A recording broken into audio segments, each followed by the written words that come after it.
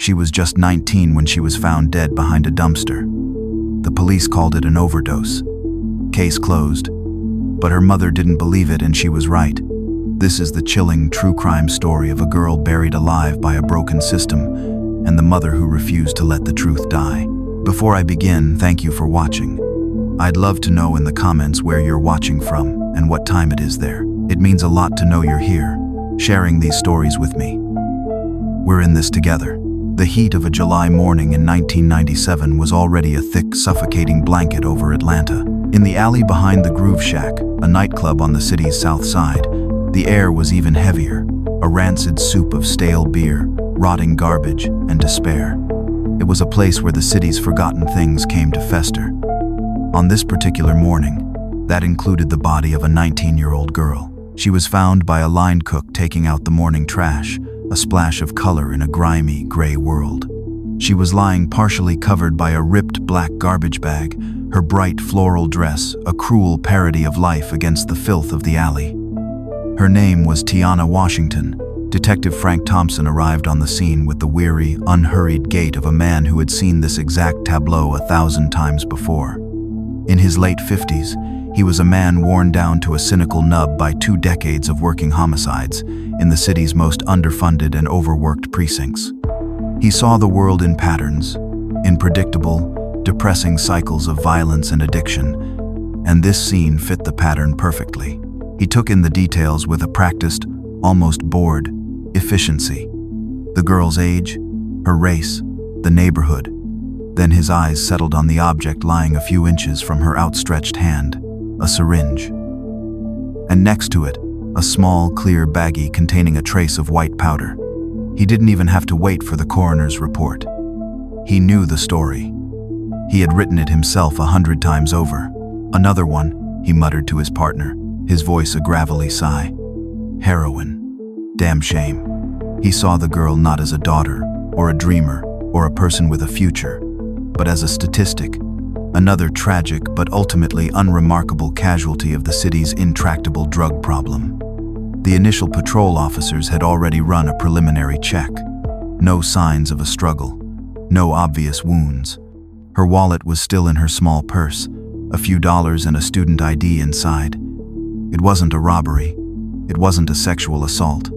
It was, to his experienced and jaded eye, a simple open and shut case of a bad batch, a self-inflicted tragedy. The crime scene was processed with a perfunctory, almost dismissive haste. Photographs were taken, the body was bagged, the needle and the baggie were collected as evidence.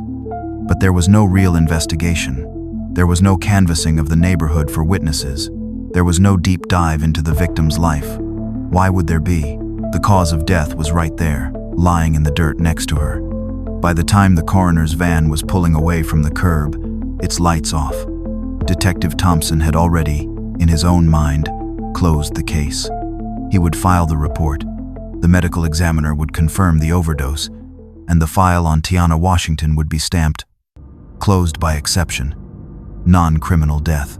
It was a clean, efficient, and brutally simple solution. It was the way the system was designed to work, and it was a lie. The news came to Martha Washington not in a gentle, compassionate whisper, but in the cold, official knock of 2 uniformed officers on her front door. The sight of them, their faces grim and shadowed under the harsh light of her porch, was a physical blow, a punch to the gut that stole the air from her lungs. Her world, the small, safe, and fiercely protected world she had built for herself and her daughter, shattered in that single, terrible instant. Tiana. Her Tiana. Her bright, vibrant, and infuriatingly independent 19-year-old girl. It was not possible. It was a mistake. But the look in the officer's eyes, a look of practiced, professional pity, told her it was true. She collapsed into a kitchen chair, her body a dead weight, the world a swirling, meaningless blur of sound and motion. The officer's words were a distant, droning buzz, a series of disconnected, official-sounding phrases. Found this morning, behind a nightclub. We're so sorry for your loss. And then, one word, one phrase, cut through the fog of her grief with the sharp, brutal clarity of a surgeon's scalpel. Overdose, one of them said. It appears she died of a heroin overdose. In that moment, Something inside Martha Washington snapped. The profound, all-consuming wave of grief did not recede, but it was joined, in an instant, by a new and a far more powerful emotion, a cold, hard, and absolute fury. She looked up at the two young officers, her eyes, which had been filled with the tears of a broken-hearted mother, now blazing with the fire of a warrior. "No," she said, her voice not a whisper of denial, but a low, fierce, and unshakable statement of fact. "You're wrong." The officers exchanged a look, the familiar, patronizing look of men who were dealing with a hysterical, grieving parent. "Ma'am," the older one said, his voice gentle but firm, "we understand this is difficult to hear. But the evidence at the scene—" "I don't care about your evidence," Martha shot back, her voice rising, gaining a strength she did not know she possessed. "I care about my daughter.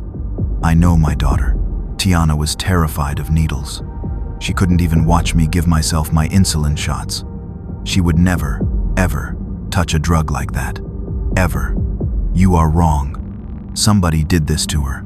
She knew her daughter. She knew her dreams, her fears, her secrets. Their relationship, like that of any mother and a fiercely independent 19-year-old, was not always perfect. They had argued about curfews, about boys, about Tiana's fierce determination to forge her own path.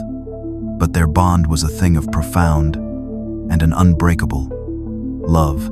Martha knew, with a certainty that was as deep and as absolute as her own heartbeat, that her daughter was not a drug addict. She was a dreamer. She filled notebooks with her fashion designs, sketches of beautiful, elegant dresses that she dreamed of one day creating. She worked a part-time job at a clothing store, her first taste of the independence she so desperately craved. She was a good kid. A kid who was on the verge of becoming a woman. A kid whose life had just been stolen. The officers left, their duty done, their minds unchanged. But for Martha, the battle had just begun. Her grief was a raw, open wound. But her certainty, her absolute, ironclad conviction that the police's story was a lie, was a shield. She stood in the deafening silence of her daughter's empty bedroom, surrounded by the ghosts of Tiana's short, vibrant life. She looked at the colorful, hopeful sketches on her desk. She looked at the posters of her favorite R&B singers on the wall. And she made a promise to the memory of her daughter. A promise that she would not let her be remembered as a statistic, as just another tragic, faceless victim of a drug overdose. She would fight. She would fight the police. She would fight the system. She would fight anyone and everyone who stood in her way. She would find the truth. She would get justice for Tiana. Her fight, a lonely, and what would prove to be a long and a heartbreaking one, had begun in that moment, in the quiet, sacred space of her daughter's room. Damien Collier arrived at Martha's small, neat, and now suffocatingly quiet house a few hours after the police had left. He did not knock. He walked in, as he always did, his presence a familiar, and what had always been, a comforting one. He was Tiana's boyfriend, a handsome, charismatic young man of 22 with a smooth, easy smile and a way of talking that could charm the birds from the trees. And he was, in that moment, the very picture of a young man whose heart had been shattered into a million irreparable pieces. He saw Martha sitting at her kitchen table, a statue of pure, unadulterated grief, and he collapsed.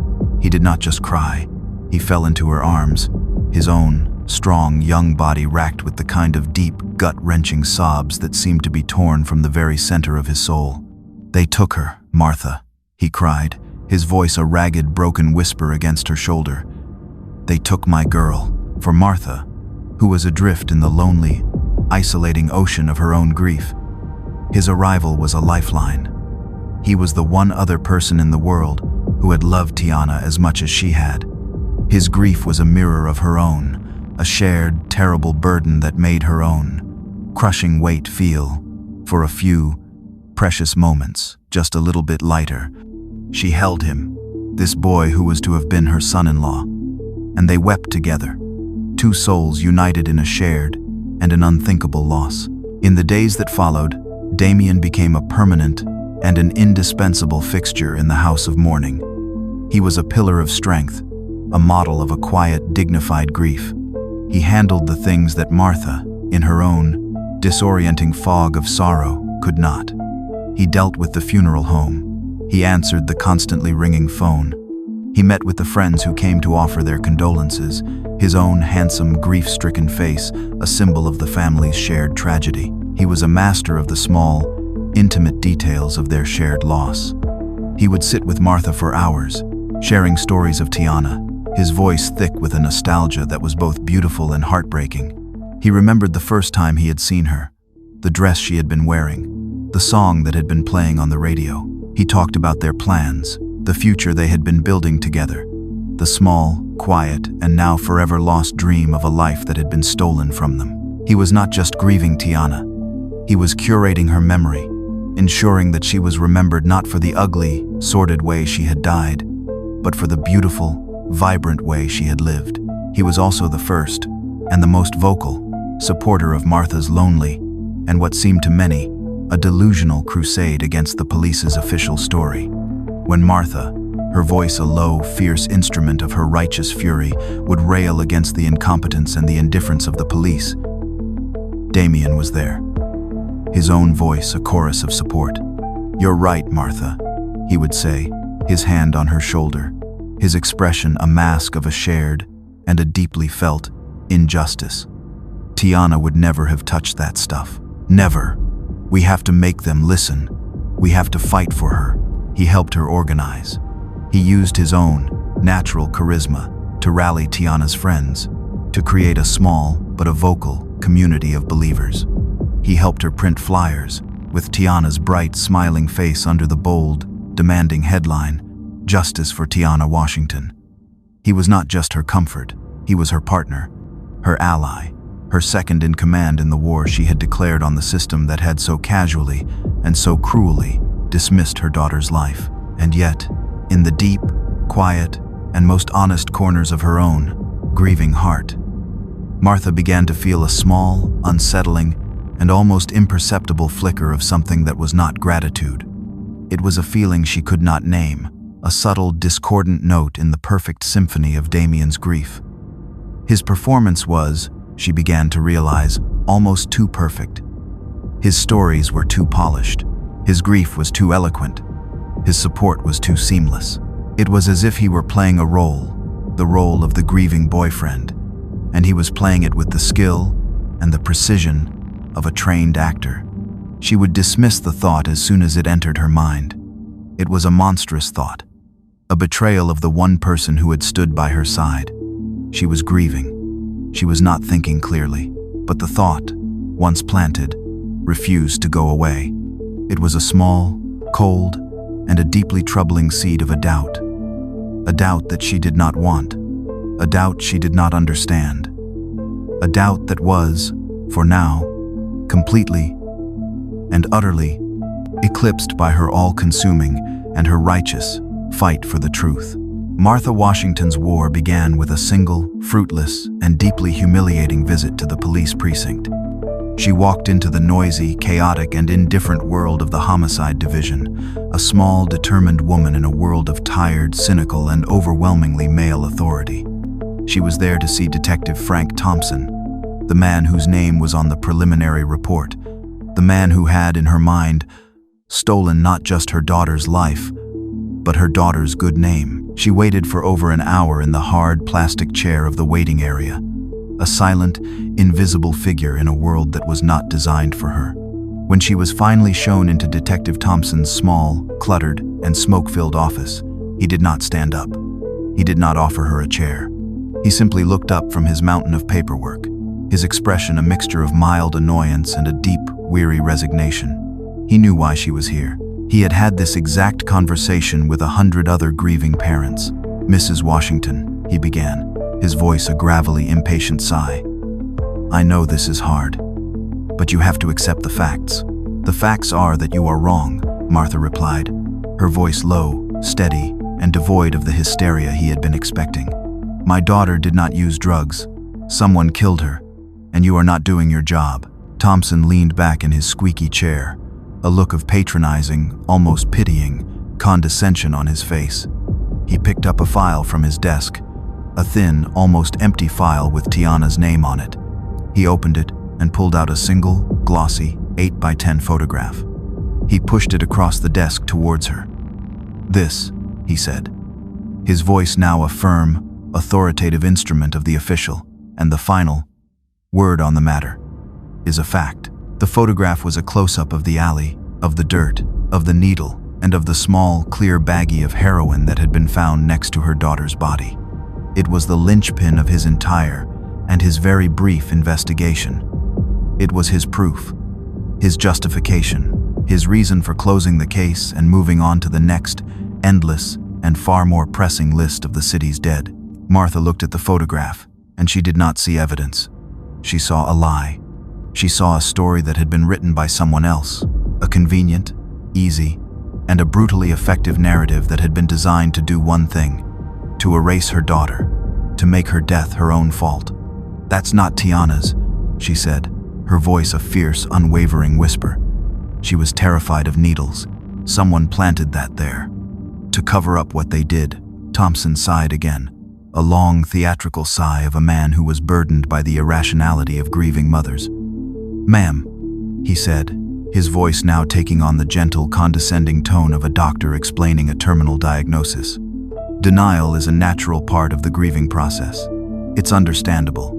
You're looking for someone to blame, but the sad, simple truth is that sometimes there is no one to blame. Your daughter made a bad choice. It's a tragedy. It happens every day in this city. But it is not a homicide. My investigation is closed. I suggest you go home and you grieve for your daughter." His words were a wall, a cold, hard, and an impenetrable wall of institutional indifference. She was not a citizen demanding justice. She was a hysterical, grieving woman who was being told to go home and be quiet. She stood up, her small frame trembling not with grief, but with a pure, unadulterated, and a righteous rage. "You are not a detective," she said, her voice a low, venomous, and a deeply personal indictment. "You are a man who is too lazy or too prejudiced to do his job. You did not investigate my daughter's death. You rubber-stamped it. And I will not go home. I will not be quiet. And I will not rest until I find the man who killed my daughter, and the men who are helping him get away with it." She turned and walked out of his office, her head held high, a solitary, defiant figure in a system that had already judged, convicted, and dismissed her and her child. The wall had not been breached, but she had, in that moment, declared war on it. She knew she could not fight it alone. She was a nursing assistant, a woman with no power, no influence, no voice. She needed an ally. She needed a weapon. She needed a lawyer. The funeral for Tiana Washington was a heartbreaking and a profoundly beautiful affair. The small, community church was filled to overflowing, a testament to the number of lives that this bright, vibrant, and now forever 19-year-old girl had touched. The air was thick with the scent of lilies, with the sound of a gospel choir singing a slow, mournful hymn, and with the collective and an almost unbearable weight of a community's shared grief. Martha sat in the front pew, a stoic, unmovable statue of a mother's sorrow. Beside her was Damien Collier, Tiana's boyfriend, his own handsome face a mask of a pure and a seemingly inconsolable grief. He held Martha's hand, his grip a source of a quiet and a constant strength. He was the rock, the one other person in the world who seemed to understand the full and the terrible depth of her loss. When the time came for the eulogies, it was Damien who walked to the pulpit. He stood before the packed church, and in a voice that was thick with an emotion that felt utterly and achingly genuine, he painted a portrait of the girl he had loved. He did not speak of her death. He spoke of her life. He spoke of her laughter, of her fierce, independent spirit, of her wild and her beautiful dreams. He spoke of her passion for fashion, of the notebooks she had filled with her designs, of her dream of one day seeing her own creations on a runway. He told a funny, gentle story about the first time they had met, a story that brought a ripple of soft, sad laughter through the grieving congregation. He was a natural and a powerful orator. His grief was eloquent, his love for Tiana a palpable, and a beautiful thing. He ended his eulogy with a promise, a vow made to the memory of his lost love and to the community that had gathered to mourn her. "They told us that Tiana died because of a mistake she made," he said, his voice now rising, filled with a righteous and a powerful anger. "But we know Tiana. We know her heart. We know her strength. And we know that that is a lie. And I promise you, I will not rest. We will not rest until we find the truth, until we get justice for our Tiana." He walked back to the pew, his eulogy met with a wave of amens, of applause, of a shared and a powerful sense of a righteous and a communal purpose. He had not just eulogized his girlfriend, he had started a movement. He sat down next to Martha, and he took her hand again. She looked at him, her own eyes shining with tears, but also with a new and a powerful sense of a shared and a vindicated resolve. She was not alone in this fight. She had him. And yet, in that moment, as she looked at his perfect, handsome, and grief-stricken face, she felt it again. The small, cold, and a deeply unsettling flicker of a doubt she could not name. His grief was so perfect. His words were so eloquent. His anger was so righteous. It was the performance of a lifetime. She pushed the thought away, a monstrous and a deeply disloyal act of a grieving and an irrational mind. She squeezed his hand, a gesture of a gratitude, of a solidarity, of a shared and a terrible loss. She had to believe in him. He was all she had left. Martha Washington, stonewalled by a police department that had already closed the book on her daughter, and armed with a righteous fury that refused to be silenced, took the only path that was left to her. She took her meager life savings, the small, hard-earned nest egg she had been putting aside for Tiana's future, and she walked into a small, cluttered, and underfunded community law office on the south side of Atlanta. It was there that she found her unlikely, and what would prove to be her essential ally. Benjamin Ben Carter was a young man in his late 20s, a recent graduate of a good but not a great law school, who was burning with a fierce, idealistic, and a deeply impractical desire to use his degree to fight for the powerless. His office was a testament to his ideals.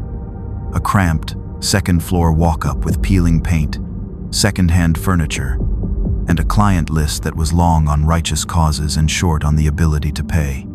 He was a man who was, in his own, quiet, and a deeply committed way, at war with the same indifferent system that had just crushed Martha Washington. He listened to her story with a mixture of a deep, human sympathy and a weary, professional skepticism. He had seen this before. The grieving parent, unable to accept the ugly, sordid truth of a child's addiction, desperately searching for a conspiracy, for a villain, for any explanation other than the one that was staring them in the face. He looked at the thin, official police report she had managed to obtain. He saw the crime scene photos of the needle. He saw the coroner's preliminary finding of a heroin overdose. He saw an open and shut case. A tragedy, yes, but not a crime. "Mrs. Washington," he began, his voice gentle, his words carefully chosen. "I can only imagine what you're going through. But from a legal perspective, there is very little to go on here. The police have made their determination. To challenge that, we would need new evidence, hard evidence, and right now, we don't have any." "The evidence," Martha replied, her voice low, but with an unshakable and a deeply compelling force, "is that I am her mother, and I know my child. And you are the 5th lawyer I have spoken to this week. And you are the first one who has looked at me like I am a human being, and not just another crazy, grieving woman. I am not asking you to win a case. I am not asking you for money. I am asking you to help me get the truth. I am asking you to help me get my daughter's good name back." Her words, her quiet dignity, her fierce, and her absolute conviction broke through Ben's professional skepticism. He looked at her, at this small, tired, but an incredibly strong woman, and he saw not a delusional, grieving parent. He saw a warrior. He saw a fight that was not just about one single, tragic death. He saw a fight that was about something bigger. It was about a system that was designed to dismiss, to ignore, to erase the lives of people like Tiana Washington. It was about a fight for the simple and the profound idea that every life matters. It was the kind of fight he had become a lawyer for. "Okay, Mrs. Washington," he said, a decision made. "Okay, I'll take the case." He knew it was a long shot. He knew it was probably a lost cause. But he also knew that he had to try. He explained his strategy. They could not force the police to reopen a criminal investigation without new evidence, but they could file a civil suit, a wrongful death lawsuit against the city of Atlanta and against the police department for gross negligence in their investigation. It was not a suit they were likely to win, but that was not the point. The point was that a civil suit would give them the power of discovery. It would give them the legal right to force the police department to turn over their entire and their unredacted case file. Every note, every photo, every scrap of paper. "We are not looking for a settlement," he explained. "We are looking for a key that will let us open a door that they have locked and have bolted shut." Martha Washington, for the first time in weeks, felt a small, fragile, and a deeply unfamiliar glimmer of hope. She was no longer a lone voice crying in the wilderness. She had an ally. The fight was no longer just hers, it was theirs. The phone call that would change everything, that would tear a hole in the very fabric of reality, came 2 days after Tiana's funeral. It came not from a detective, or a lawyer, or a sympathetic friend. It came from the Fulton County Coroner's office. Martha was at her kitchen table, sorting through a pile of sympathy cards, her grief a dull, constant, and a physically painful ache in her chest. The phone rang, and she answered it with a tired, distracted voice. The man on the other end of the line was a low-level administrative clerk. His voice was a mixture of a bureaucratic, professional detachment and a kind of high-pitched, almost hysterical panic. "Am I speaking to the mother of Tiana Washington?" he asked, his voice trembling.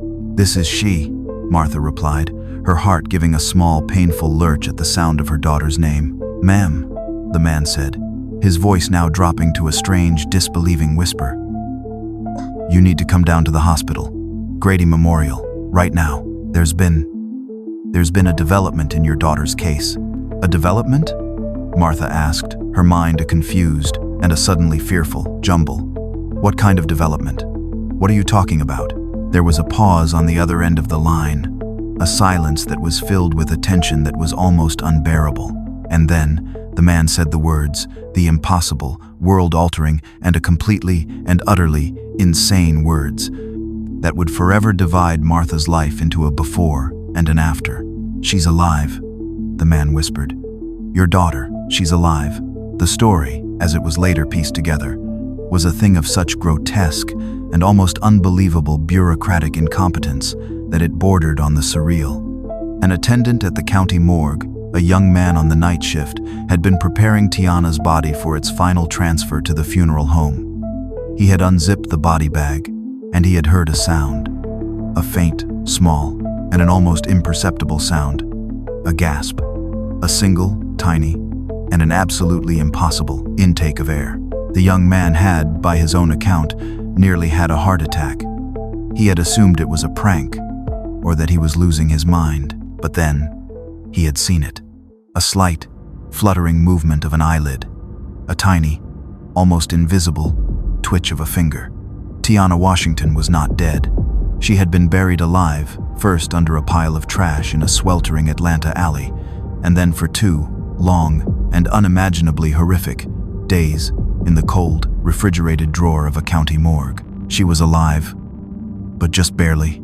She was rushed to Grady Memorial Hospital, a Jane Doe, her identity a mystery, her body a medical enigma. She was in a deep, profound coma, her brain starved of oxygen, her body temperature dangerously low. She was a ghost, a girl who had, by some miracle of will, or of physiology, or of sheer, stubborn, life-affirming force, refused to die. Martha Washington, her mind a complete and a total blank, drove to the hospital in a state of pure, unthinking, and an almost out-of-body shock. She did not remember the drive. She did not remember parking the car. She only remembered standing in the cold, sterile, and a brightly lit corridor of the intensive care unit, and seeing her daughter, her Tiana, entangled in a web of tubes and wires, the rhythmic, steady beep of a heart rate monitor, the only and the most beautiful sound she had ever heard. Tiana was alive. The world had not ended. It had, in a single, impossible, and a miraculous moment, been born again. The fight for justice was over. The fight for her daughter's life was just beginning. The world of the intensive care unit was a strange, sterile, and a timeless limbo. It was a world of hushed voices, of the soft, rhythmic whoosh of a ventilator, and of the constant, reassuring, and yet somehow terrifying, the beep of the machines that were keeping Tiana Washington tethered to the world of the living. Her official diagnosis was a grim one, a severe hypoxic brain injury, the result of a prolonged period of oxygen deprivation. She was in a deep, non-responsive coma. Her prognosis, the doctors told Martha in their gentle and their carefully chosen clinical language, was uncertain. It was a word that was meant to be a kindness, a small, professional hedge against a hope that was, they all knew, almost certainly a false one. But Martha Washington was not a woman who dealt in uncertainties. She dealt in the hard and the absolute fact of her own and of her daughter's will to live. She did not leave the hospital. She did not go home. She created a small, makeshift world for herself in the hard, uncomfortable chair by her daughter's bedside. She became a part of the landscape of the ICU, a quiet, constant, and an almost fiercely protective presence. She spoke to Tiana for hours, her voice a low, steady, and a one-sided conversation that was filled with stories of their past, with dreams of their future, with the simple, mundane, and the beautiful details of a life that she refused to let go of. Damien Collier was there too. When Martha had called him, his own initial reaction had been one of pure, unadulterated, and what seemed to be a joyful disbelief. A miracle, he had whispered, his voice choked with an emotion that had sounded, to Martha, like a prayer. And he too became a fixture at the hospital. He played the role of the devoted and the miraculously reunited boyfriend to perfection. He brought flowers. He sat with Martha for hours, his presence a source of a quiet and a shared comfort. He would hold Tiana's limp, unresponsive hand, and he would speak to her, his voice a smooth, loving, and a deeply reassuring baritone. He was the perfect, hopeful, and a deeply grateful young man whose prayers had been answered. But his outward joy, his perfect performance of a hopeful love, was a mask. It was a mask for a deep, a cold, and a growing terror. The one single person in the world who could destroy him. The one witness to his crime. The one loose end in his otherwise perfect and his brutally effective plan was no longer silent in death. She was a ticking time bomb, lying in a hospital bed just a few feet away from him. And he did not know when or if she would ever wake up and be able to tell the world what he had done. His vigil was not one of hope. It was one of a cold and a terrified surveillance. The system that had so callously and so quickly dismissed Tiana's life was now forced to confront the impossible and the deeply embarrassing fact of her survival. The case was no longer a simple closed and shut overdose. It was now, officially, an aggravated assault and an attempted murder. And Detective Frank Thompson, the man who had rubber-stamped her death, was now the deeply humiliated and the deeply reluctant lead investigator on the case to find her attacker. But the case was, from his perspective, a ghost. Tiana was alive, but she was, for all intents and purposes, a dead end. She could not speak. She could not identify her attacker.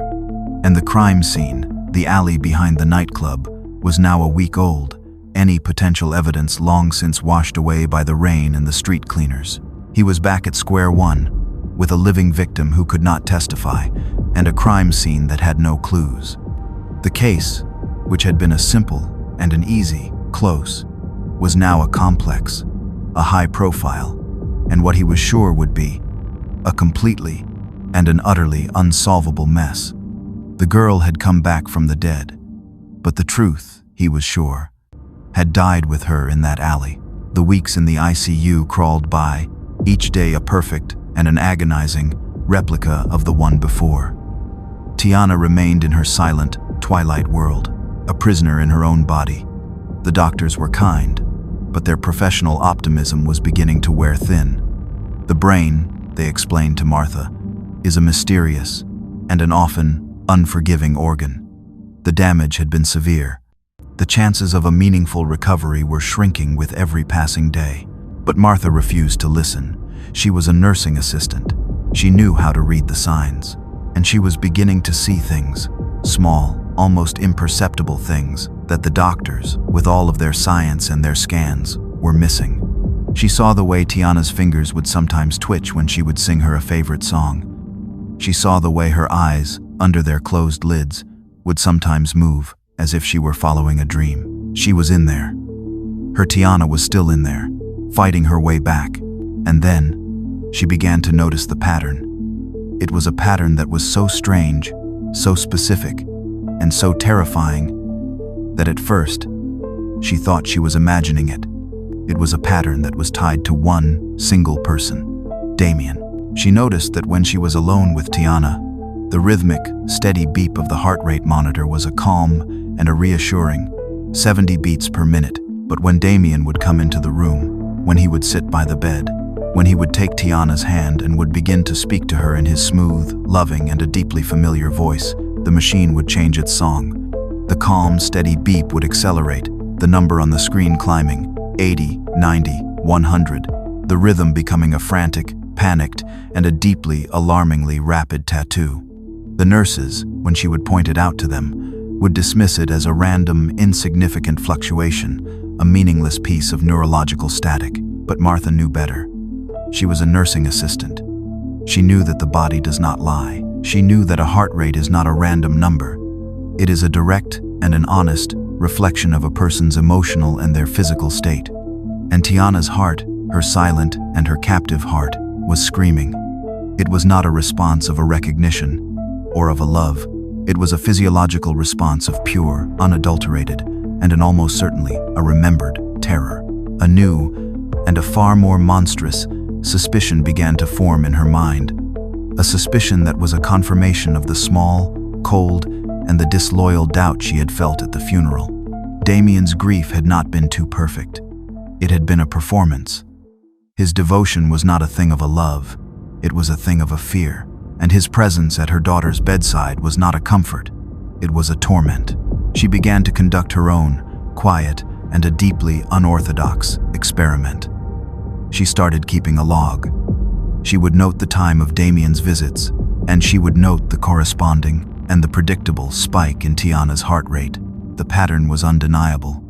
It was a perfect one-to-one correlation. When he was there, her heart would race. When he would leave, it would slowly, gradually, return to its calm, resting state.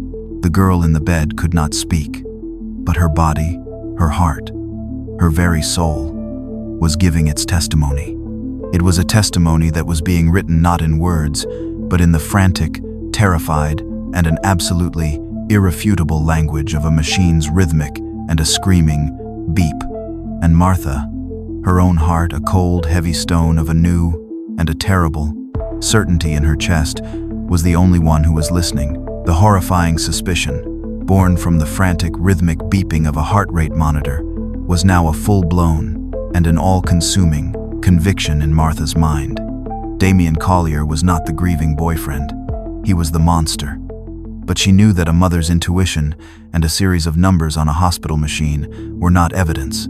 She needed more. She needed a motive. She needed a reason why this charming, charismatic, and seemingly devoted young man would have tried to kill the girl he professed to love. She and her lawyer, Ben Carter, began their own quiet and a secret investigation. They were no longer fighting a system. They were hunting a killer who was hiding in plain sight. Ben, the idealistic young lawyer, was now a reluctant but a deeply committed private detective. He started where all such investigations begin, with the victim's friends. He found Tiana's best friend, a girl named Keisha, working at the same clothing store where Tiana had worked. Keisha was a bright, funny, and a fiercely loyal young woman, and she was devastated by what had happened to her friend. At first, she was hesitant to speak. Damien, she explained, had been a constant presence since Tiana's death, and he had a way of making people feel that it was disloyal to Tiana's memory to say anything that was not a perfect, glowing tribute to their perfect storybook romance. But Ben, with his quiet, empathetic persistence, and with the powerful, moral authority of Martha's fight behind him, slowly, gently, broke through her fear. And Keisha, in a torrent of a guilty and a long-suppressed relief, told them the truth. The storybook romance was a lie. Tiana, in the weeks leading up to the attack, had been deeply unhappy. She had discovered Damien's secret. He was not just the charming, ambitious young man he appeared to be. He was a small-time, but a deeply involved drug dealer. It was not a secret he had shared with her. It was a secret she had stumbled upon, a stash of drugs and of money that he had hidden in their shared apartment. Tiana, Keisha explained, had been horrified. She was not a girl who was naive to the realities of her neighborhood, but she had a deep and an unshakable sense of her own bright future. And that future did not include being the girlfriend of a drug dealer. She had been planning to leave him. She had been saving her money from her job at the store. She had been looking for a new apartment. And on the night of the attack, the night she had died, she had finally and bravely confronted him. She had told him she knew his secret, and she had told him that she was leaving him. The motive was suddenly and brutally clear. It was not a random act of violence. It was not a drug deal gone wrong. It was a crime of a rage, of a control, of a silencing. Tiana had not overdosed. She had been a threat to Damien's secret, to his business, to his carefully constructed and his false identity. And so, he had silenced her. He had assaulted her. And then, in an act of a cold and a cynical genius, he had used her own supposed death to create his alibi. He had planted the drugs, the needle, the tools of his own secret trade on her unconscious body, creating a false and a brutally effective narrative that had not just covered his crime, but that had also, and perhaps most cruelly, destroyed her good name. The story was no longer a mystery. It was a clear, a logical, and a horrifyingly straight line. Martha now had her motive. She had her witness, the silent but the screaming testimony of her daughter's own terrified heart. And she had the truth, the full, ugly, and the undeniable truth. Now, she just had to make the system, the same indifferent system that had so callously and so wrongly condemned her daughter in the first place, believe her. The meeting with the assistant district attorney was a high stakes and a last-ditch gamble. Martha and Ben Carter laid out their case, not in a courtroom, but in the small, sterile, and the deeply skeptical office of a young and a very ambitious prosecutor. They presented their evidence, not as a collection of hard forensic facts, but as a narrative, a story, a tapestry of a human behavior, of a motive, and of a mother's unshakable and a now very well-founded intuition. They told the ADA the story of Damien's secret life, a story that was now corroborated by the sworn and the very credible testimony of Tiana's best friend. They presented the nurse's logs from the ICU, a dry, clinical, but a powerful and a deeply unsettling record of Tiana's inexplicable and a very specific physiological response to her boyfriend's presence. And they presented the central and the most undeniable fact of the entire case. The girl who had been declared dead of a heroin overdose was, in fact, alive, and the victim of a brutal and a very real assault. Detective Frank Thompson was also in the room. He had been ordered to be there, and his presence was a sullen and a deeply resentful one. He had been forced, by the impossible and the deeply embarrassing fact of Tiana's survival, to officially reopen the case. But in his mind, it was still a dead end. A girl who could not speak.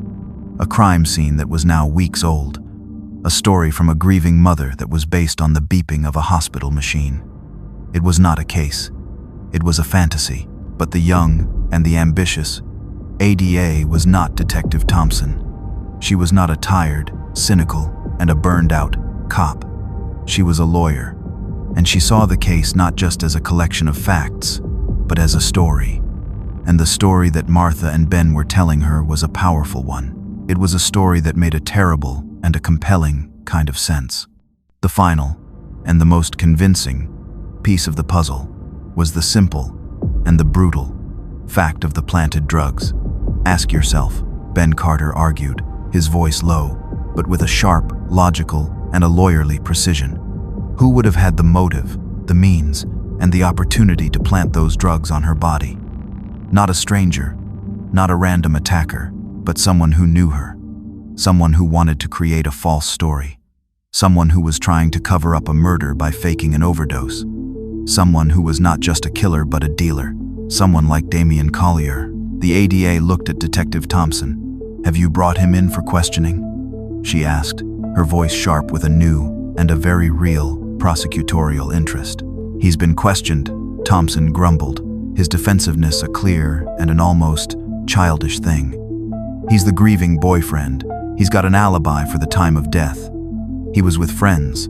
The time of death," the ADA shot back, her voice now a cold, hard instrument of the law, "that was based on your, and the coroner's, initial, and as we now know, your completely and utterly wrong assessment.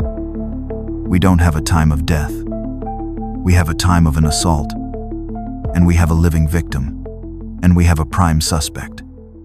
Arrest him." The arrest of Damian Collier sent a new and a far more shocking series of tremors through the community.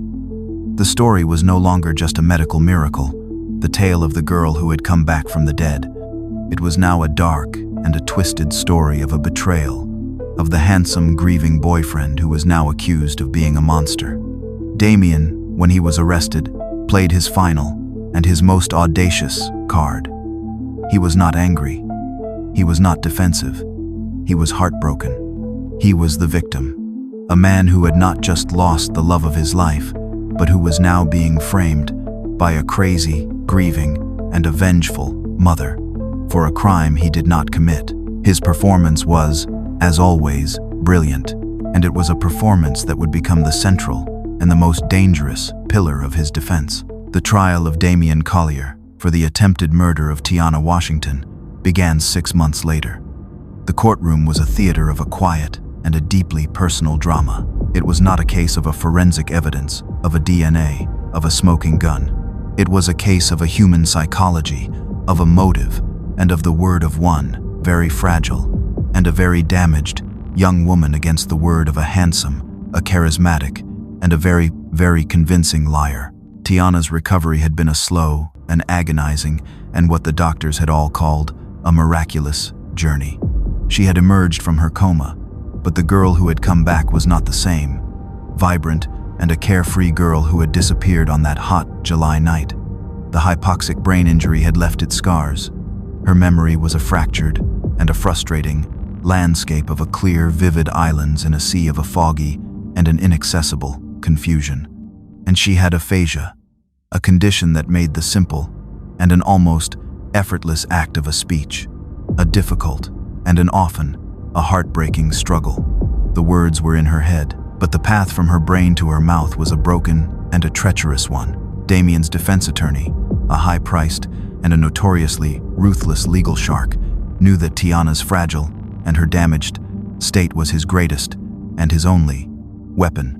His entire strategy was a simple and a brutal one: to put Tiana herself on trial, to portray her as a brain-damaged, an unreliable, and an ultimately a fantasizing witness. He would argue that her memory was a fiction, a story that had been created not by the events of that night, but by the trauma of her injury, and by the relentless and the manipulative suggestions of her vengeful and her clearly biased mother. The trial was a brutal and an emotionally draining affair. Damian's lawyer was a master of a legal and a psychological warfare. He tore into the prosecution's case with a surgeon's and a very cynical precision. He dismissed the testimony of Tiana's best friend as the gossip of a jealous and an unreliable teenager. He ridiculed the evidence of the heart rate monitor as a junk science, a meaningless and a laughable piece of a technological voodoo. He painted a picture of Damien as the loving and the devoted boyfriend, a young man who had been the victim of a terrible tragedy and who was now being victimized again by a system that was so desperate to close a case that it was willing to believe the confused and the fantastic ramblings of a severely and a tragically brain-damaged young woman.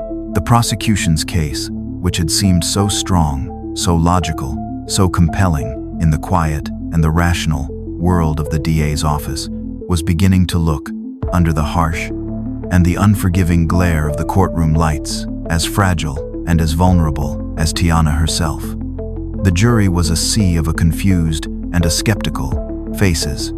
The entire and the very heavy weight of the case, of the truth, of a justice for Tiana, now rested on one single and a terrifyingly uncertain event, the testimony of the girl who had come back from the dead. The final and the most dramatic act of the trial was a moment of a pure and a heart-stopping legal theater.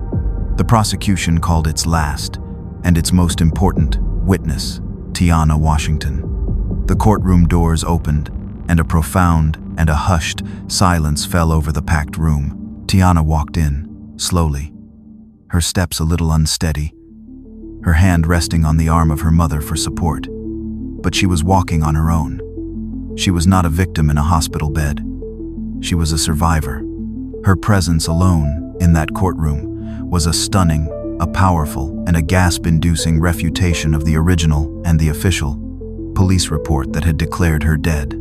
She took the witness stand, a small and a fragile figure in a world that was designed to intimidate, to confuse, and to break the strongest of spirits. She looked out at the faces of the jury, at the judge, and then her eyes met his.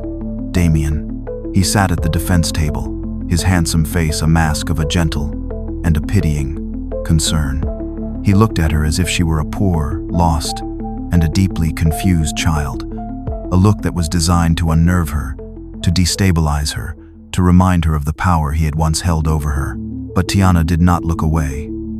She held his gaze, and in her eyes there was not a fear, but a quiet and an unshakable resolve. The prosecutor began her questioning, her voice a gentle and a patient guide through the fractured and the foggy landscape of Tiana's memory. Tiana's voice, when she spoke, was a halting and a frustratingly slow whisper. She struggled for the words, her face a mask of a pure and a determined concentration. But the words, when they came, were clear, and they were powerful. She remembered the argument. She remembered the fear. She remembered his face, twisted in a rage she had never seen before. She remembered the blow, a flash of a white-hot pain, and then the darkness.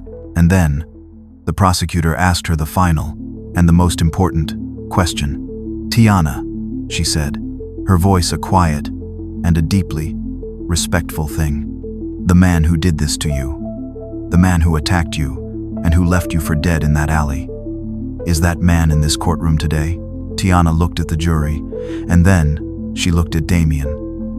And she lifted a hand that was still a little unsteady, and she pointed, a single and an unwavering finger aimed directly at the man who had tried to erase her from the world. Her voice was still a whisper, but it was a whisper that filled the silent and the captivated courtroom with the thunderous and the undeniable power of the truth. "It was him," she said, her words clear, her meaning absolute. "It was Damien." Her survival and her courage was the one, single, and the ultimate piece of an evidence that no one, not the jury, not the judge, not the system that had tried to silence her, could ever deny.